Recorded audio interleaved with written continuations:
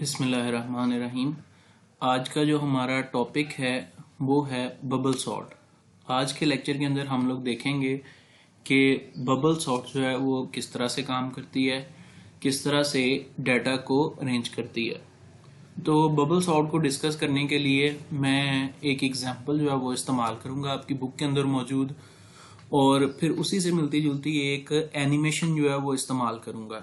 मैं बुक की एग्जांपल के अलावा एनिमेशन इसलिए इस्तेमाल करूंगा क्योंकि जब आप एनिमेशन देखेंगे तो आपको ज़्यादा बेहतर अंदाज में जो है बबल सॉर्ट की वर्किंग जो है वो समझ आ जाएगी।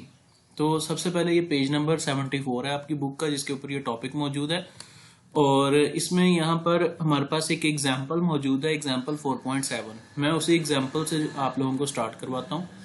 सबसे पहले ये हमारे पास कुछ डाटा गिवन है, और डाटा जो हमारे पास गिवन है वो एक एरे की सूरत में मौजूद है, और उस एरे का नाम ए है।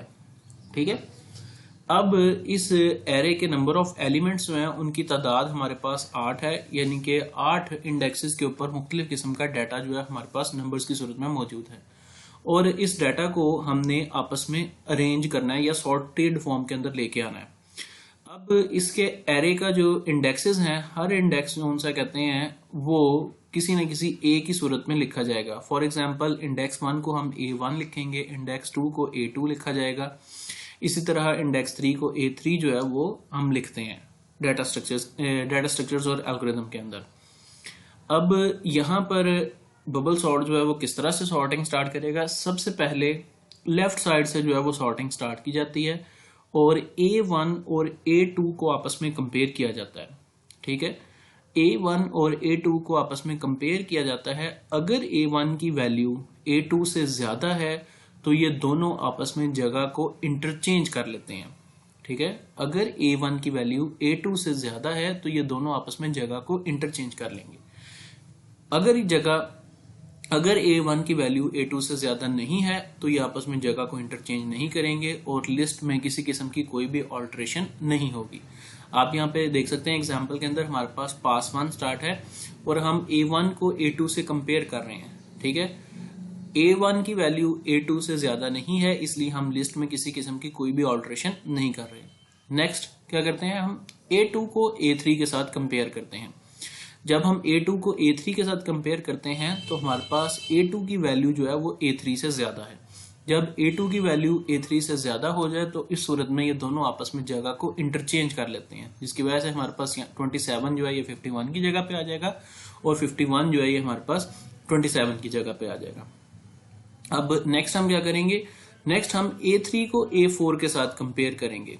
अब A3 जो सा है उसकी वैल्यू ज्यादा नहीं है A4 से, इसलिए लिस्ट में किसी किस्म की कोई भी ऑल्ट्रेशन जो है वो नहीं होगी। उसके बाद हम A4 और A5 को आपस में कंपेयर करेंगे, 85 और 66 को। आप देख सकते हैं कि A4 की वैल्यू क्योंकि A5 से ज्यादा है तो ये दोनों आपस में जगह को इंटरचेंज कर लेंगे। 66 जो है वो हमारे पास 85 की जगह पे आ जाएगा, और 85 जो है वो 66 की जगह पर चला जाएगा। उसके बाद हम A5 और A6 को आपस में कंपेयर करते हैं। जब हम A5 और A6 को आपस में कंपेयर करते हैं तो हमारे पास A5 की वैल्यू जो है वो A6 से ज्यादा है, जिसकी वजह से ये 23 और 85 जो है आपस में जगह को इंटरचेंज कर लेते हैं। ठीक है। उसके बाद हमारे पास लिस्ट जो है इस फॉर्म के अंदर आ जाती है। उसके बाद हम A6 और A7 को आपस में कंपेयर करते हैं। A7 की वैल्यू जो A6 की वैल्यू A7 से ज्यादा है, जिसकी वजह से हमारे पास A6 जो है वो A7 की जगह पे आ जाता है, और A7 जो है A6 की जगह पे आ जाता है, जिसकी वजह से 85 13 की जगह चला गया, और 13 जो है वो 85 की जगह पे आ गया, जिसके बाद हमारे पास लिस्ट जो है इस फॉर्म के अंदर आ जाती है। उसके बाद नेक्स्ट फेज के अंदर क्या होता है कि नेक्स्ट फेज के अंदर A7 और A8 जो है वो आपस में कंपेयर करते हैं। अब A7 की वैल्यू जो है वो A8 से ज्यादा है तो ये दोनों आपस में इंटरचेंज कर लेंगे, जिसकी वजह से 57 जो है वो 85 की जगह पे आ गया, और 85 जो है 57 की जगह पे चला गया। उसके बाद हमारे पास ये लिस्ट की ये वाली फॉर्म बनती है। आप देख सकते हैं कि हमारे पास जो फाइनल जो रिजल्ट जनरेट हुआ है ये अभी भी हमारे पास लिस्ट जो है वो सॉर्टेड फॉर्म के अंदर नहीं है। एक्चुअल में ये हमारे पास सॉर्टेड फॉर्म में क्यों नहीं है, क्योंकि अभी हमारे पास जस्ट पास 1 कंप्लीट हुआ है। ठीक है।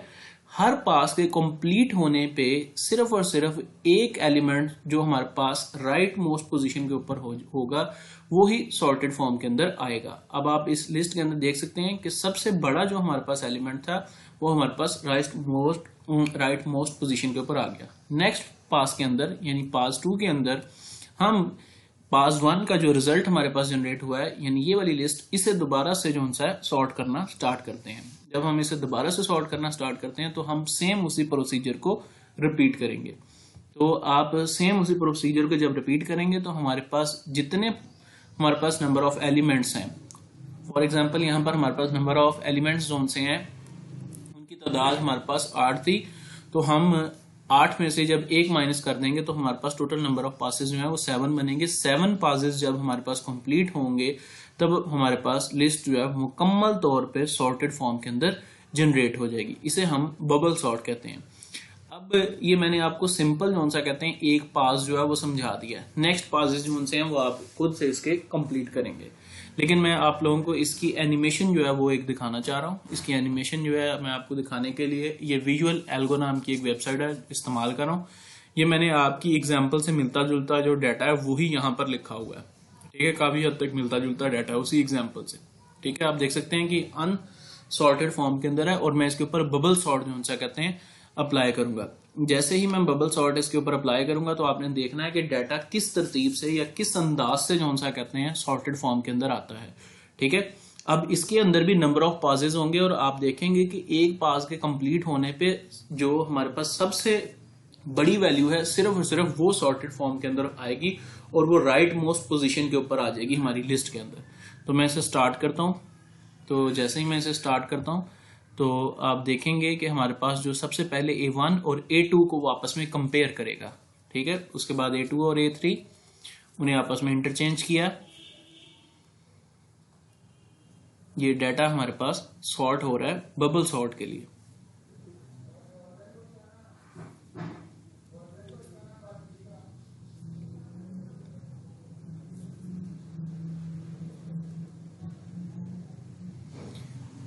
अब यहाँ पे हमारे पास पास 1 कंप्लीट हो गया है। पास 1 के कंप्लीट होते ही सिर्फ और सिर्फ एक एलिमेंट जो है वो सॉर्ट हुआ है और वो हमारे पास राइट मोस्ट पोजीशन के अंदर है और पास 2 जो है वो स्टार्ट हो गया है हमारे पास।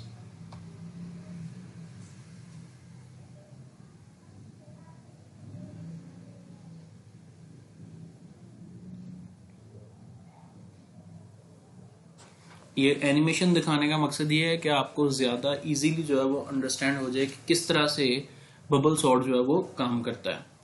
अब पास 2 हमारे पास यहाँ पर कंप्लीट हुआ है और पास 2 के कंप्लीट होते ही हमारे पास 2 एलिमेंट्स जो हैं वो सॉर्टेड फॉर्म के अंदर आ गए हैं। टोटल नंबर ऑफ पासेस कितने होंगे n-1, यानी कि जितने हमारे पास एलिमेंट्स हैं उसमें से आप 1 माइनस कर दें उतने हमारे पास नंबर ऑफ पासेस होते हैं।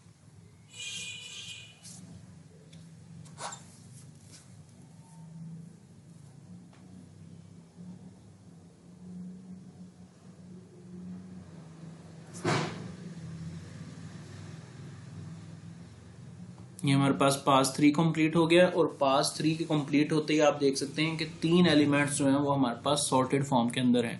अब देखने में ये बज़ाहिर चौथा एलिमेंट जो है वो भी हमारे पास सॉर्टेड फॉर्म के अंदर मौजूद है, लेकिन कंप्यूटर को इसके बारे में इल्म नहीं है। लेकिन कंप्यूटर जो है इसके ऊपर कंप्लीट प्रोसीजर जो है फॉलो करेगा।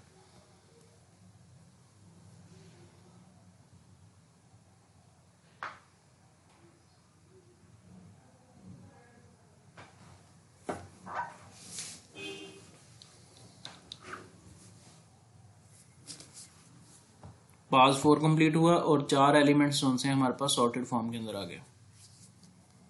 मैं इसकी स्पीड थोड़ी सी फास्ट कर देता हूं ताकि जो हमारे पास वीडियो की लेंथ है वो ज़रा शॉर्ट हो जाए।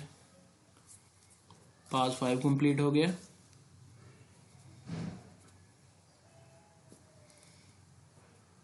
और ये पास 6 हमारे पास कंप्लीट। पास 7 आप देख सकते हैं कि पास 7 कंप्लीट होते ही हमारे पास सारे का सारा डाटा जो है वो अरेंज फॉर्म के अंदर मौजूद है। आप लोग इस वेबसाइट को जो है वो इस्तेमाल करके जो है मुख्तलिफ डाटा को जो है वो सॉर्ट कर सकते हैं या उसकी प्रैक्टिस कर सकते हैं। प्रैक्टिस करने का तरीकाकार क्या होगा, यहाँ पर आपने सबसे ये जो हमारे पास ग्रीन क्लिक है इसके ऊपर चल जाना है। यहाँ पर क्रिएट पे आपने जो अपनी मर्जी का डाटा जो है वो ऐड कर लेना है। डाटा ऐड करने के बाद आपने जो है वो गो का बटन प्रेस कर देना है। जब आप गो का बटन प्रेस कर देंगे तो ये आपके पास डाटा जो सा कहते हैं मुख्तलिफ किसी भी जो सा कहते हैं फॉर्म के अंदर जो है रैंडमली जो सा कहते हैं वो आ जाएगा। ठीक है, आप चाहें तो इसमें जो सा कहते हैं इंक्रीज भी कर सकते हैं जितना डाटा चाहें। ठीक है, मैं यहाँ पर फर्दर जो सा कहते हैं ऐड कर देता हूँ 31। ठीक है, इसी तरह मैं यहाँ पर 67। तो आप देखेंगे कि यहाँ पे मेरे पास उनके नंबर सॉरी यहाँ पर मिनिमम मैक्सिमम वैल्यू जो है वो मैं लेस देन 50 ही कर सकता हूँ और डाटा को मैं रिपीट भी नहीं करना चाह रहा।